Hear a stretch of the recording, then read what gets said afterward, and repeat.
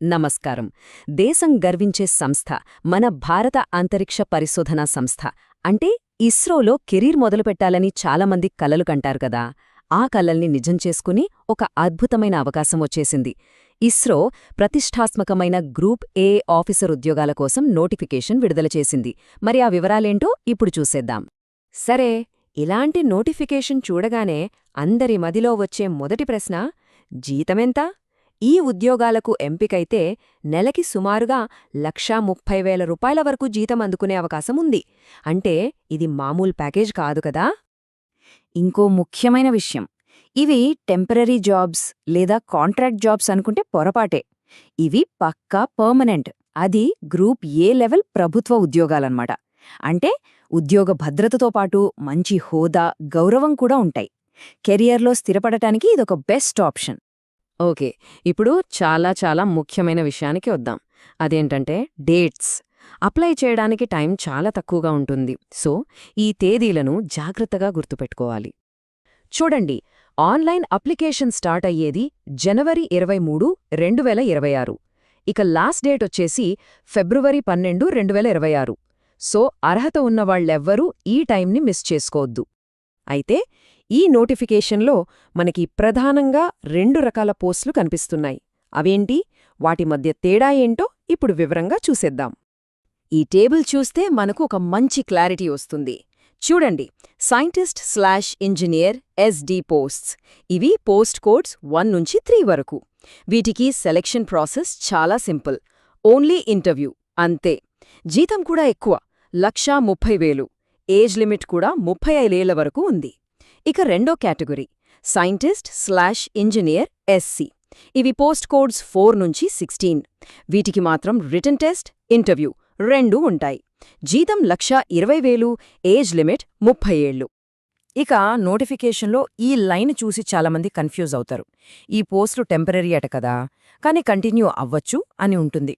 దీంతో అయ్యో ఇవి పర్మనెంట్ కాదా అని టెన్షన్ పడతారు. కానీ అసలు విషయం అది కాదండి. అదేంటంటే ఏ గవర్నమెంట్ జాబ్లో అయినా ప్రొబేషన్ పీరియడ్ అని ఒకటుంటుంది. ఇది ఒక 2 ఏళ్లపాటు ఉండే అబ్జర్వేషన్ పీరియడ్ లాంటిదన్నమాట. ఈ 2 ఏళ్లు సక్సెస్ఫుల్గా కంప్లీట్ చేస్తే జాబ్ ఆటోమేటిక్గా పర్మనెంట్ అయిపోతుంది. సో దీని గురించి అస్సలు వరి అవ్వాల్సిన పనిలేదు. రైట్.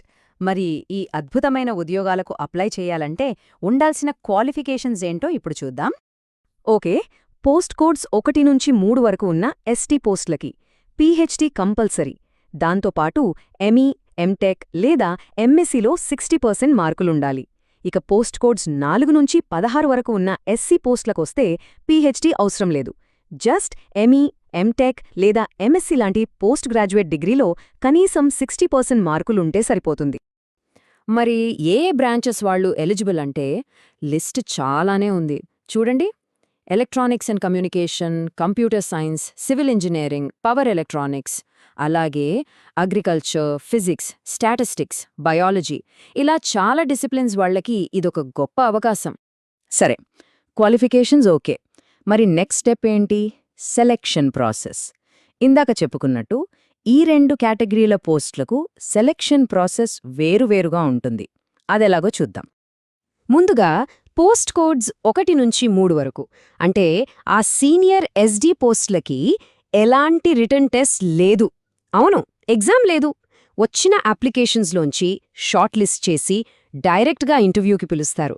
అక్కడ పర్ఫార్మెన్స్ బట్టి జాబ్ ఇస్తారు. చాలా సింపుల్ ప్రాసెస్. ఇక పోస్ట్ కోడ్స్ 4 నుంచి 16 ఉన్న ఎస్సీ పోస్టులకి ప్రాసెస్ కొంచెం డిఫరెంట్. ఫస్ట్ స్టెప్, ఒక రిటర్న్ ఎగ్జామ్ ఉంటుంది. అందులో మంచి మార్కులు తెచ్చుకున్న వాళ్ళని 1:5 రేషియోలో, అంటే ఒక పోస్టుకి 5గురిని షార్ట్ లిస్ట్ చేస్తారు. వీళ్ళకి నెక్స్ట్ ఇంటర్వ్యూ ఉంటుంది. ఫైనల్గా రిటన్ టెస్టు, ఇంటర్వ్యూ మార్కులు రెండూ కలిపి ఫైనల్ మెరిట్ లిస్ట్ రిలీజ్ చేస్తారు. మరి ఆ రిటన్ టెస్ట్ ఎలా ఉంటుందంటే అందులో 3 పార్ట్స్ ఉంటాయి. పార్ట్ ఏలో వాళ్ల కోర్స్ సబ్జెక్ట్ నుంచి క్వశ్చన్స్ వస్తాయి. దీనికి ఎక్కువ weightage. Part below general aptitude, reasoning ఉంటాయి. ఇక పార్ట్ సి, ఇది డిస్క్రిప్టివ్ అన్నమాట. అయితే ఇది అందరికీ కాదు, కేవలం ఎంఈ, మీటెక్ వాళ్లకు మాత్రమే ఉంటుంది. ఓకే, ఇక ఫైనల్గా అప్లికేషన్ ఫీజు వివరాలేంటో చూసేద్దాం. ఇక్కడ ఒక గుడ్ న్యూస్ ఉంది. పోస్ట్ కోడ్స్ 1 నుంచి 3 అంటే ఆ పిహెచ్డి లెవెల్ పోస్టులకి ఎలాంటి అప్లికేషన్ ఫీజు లేదు. అవును, జీరో ఫీజ్.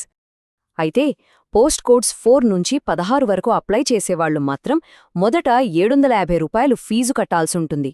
కానీ ఇక్కడే ఒక అసలైన ట్విస్ట్ ఉంది. ఈ 750 రూపాయలు కూడా చాలా మందికి తిరిగొచ్చేస్తోంది. ఎలాగంటే మహిళా అభ్యర్థులు, ఎస్సీ, ఎస్టీ, దివ్యాంగులు, ఎక్స్ సర్వీస్మెన్ కేటగిరీల వాళ్లు ఎగ్జామ్ రాస్తే చాలు వాళ్లు కట్టిన 750 రూపాయలు మొత్తం వాళ్ల అకౌంట్కి రీఫండ్ అయిపోతుంది.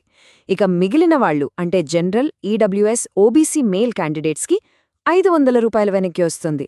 అంటే వాళ్లకి అసలు ఫీజు పడింది కేవలం 250 రూపాయలే అన్నమాట. ఇది చాలా మంచి విషయం కదా.